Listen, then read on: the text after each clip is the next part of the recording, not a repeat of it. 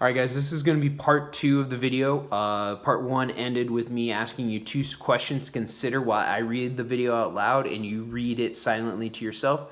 I'll review those 2 questions again. First one was, what are some benefits of playing video games, and what are some reasons playing video games might be bad for the people who play them? Make sure you have the tab open and you're reading the article with me. Virtual worlds, community in a computer. These days, you don't have to leave your home to have fun or play with other people. Within the world of a video game, a person can kick a virtual soccer ball, defeat a virtual army, or build a virtual city. 2 players from opposite sides of the world can team up, create plans, and work together. Video games are played in 2 out of 3 households in the United States. These games have never been more popular or controversial. Some people say video games can help players learn skills such as quick thinking and problem solving, but there's also evidence that gaming can be harmful to players' health and other parts of their lives. The pros: teamwork and community. For people who are shy, video gaming can be a way to learn how to interact with others. Massively multiplayer online games, or MMOGs, are video games that allow thousands of people around the world to play the same video game at one time. Often MMOG games or players create a virtual character that interacts with other characters in the virtual world. Players work together to accomplish goals, for example, building cities or defeating an army. In order to be successful in an MMOG game, players have to spend a lot of time playing and cooperating with each other. Improved motor skills. There is evidence that video gaming may improve motor skills, boosting your ability to use your muscles to do things. Gaming may also improve your hand-eye coordination or how well your eyes and hands work together. Playing video games may also help increase your speed in responding to a situation. This can help with all kinds of real-world activities. Some video game programs even simulate or imitate certain activities to help people practice skills they need in their careers. Using video games called simulation programs, airline pilots, firefighters, and police officers can all practice skills needed for their jobs. The more that people can practice these skills, the more confident and better they become using them in real life. Problem solving. In the United States, intelligent test scores are rising higher than ever before. Some research say that one reason could be video gaming. Virtual games present a series of problems that players must solve to succeed in the game. Like anything else that is mentally challenging, this could make people smarter. In the fast-paced modern world where decisions often need to be made quickly, young people could be learning skills that will help them succeed in the future.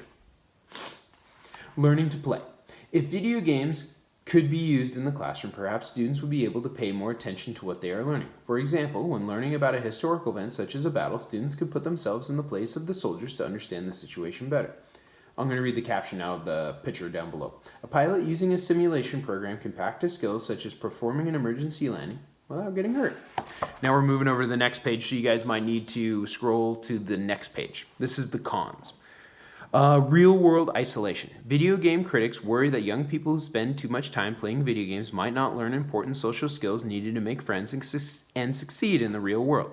Interacting with a person in an online game is very different from interacting with a person face-to-face. The etiquette, or how someone is expected to behave, is different within each setting. So while a person might feel confident and make friends easily within the virtual world, outside of that world, he or she might feel increasingly shy or have trouble talking to people. Health risks. Apart from exercising the hands and wrists, video gaming isn't a physical activity. Young people who spend hours gaming each day may not get enough exercise. One study found that teens who have played video games ate more food, which could lead to overeating and weight problems over time. Doctors have also found that some gamers complain of eye strain, headaches, and wrist pain. People who spend hours playing these games can develop problems such as RSI, repetitive strain injury, which occurs when a person repeats the same action over and over for hours. Additionally, some people argue that since gamers can engage in dangerous behavior such as racing cars at fast speed within the game world without worrying about hurting themselves or others, they might feel encouraged to take dangerous risks in real life. Violent tendencies. Critics argue that violent video games can encourage players to solve problems using violence. A 2011 study monitoring brain reaction to violent video games found that brains of people who played violent video games were less sensitive to violence than the brains of players of non-violent video games.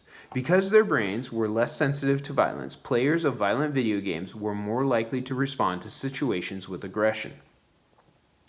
Behind on the books. Teachers worry that students who spend hours playing video games may fall behind on schoolwork. There's also a risk that using video games as learning tools would keep students from learning the importance of reading and using their imaginations. Reading helps people learn and think about information independently. Through reading, a person uses his or her imagination to understand ideas. Educational video games in classrooms might discourage students from learning how to think imaginatively. And I'm going to read the caption for the picture at the bottom. It's easy to lose track of time during an intense video gaming session, which means that schoolwork can suffer. That's going to be the end of the second video, ladies and gentlemen. The next one will talk about the two questions that I had you think about. So go ahead and end this video and click on the next one.